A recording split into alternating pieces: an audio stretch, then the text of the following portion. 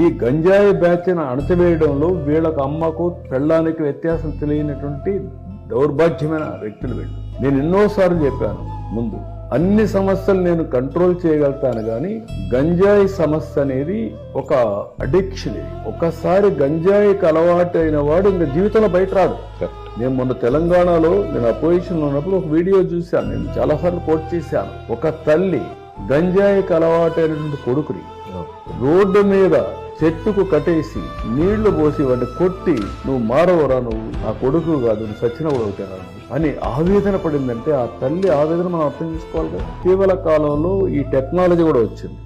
Technology వచ్చి porn films చూసేస్తున్నారు ఈ పోరుగాళ్ళందరూ. వీడు గంజాయి ప్లస్ ఇది విచ్చలెడతనం వచ్చింది. దీంతో అమ్మాయిలంటే లెక్కలేనితనం వచ్చేసింది. ఒక బాధ్యత కలిగిన రాజకీయ నాయకుడుగా, ఒక మాజీ ముఖ్యమంత్రిగా సిగ్గుపడాలి. డ్రగ్స్ తీసుకునే వాడి దగ్గరికి, రౌడీ షీట్ దగ్గరికి వెళ్ళి పోయి వస్తే ఏం మెసేజ్ ఇస్తున్నావు?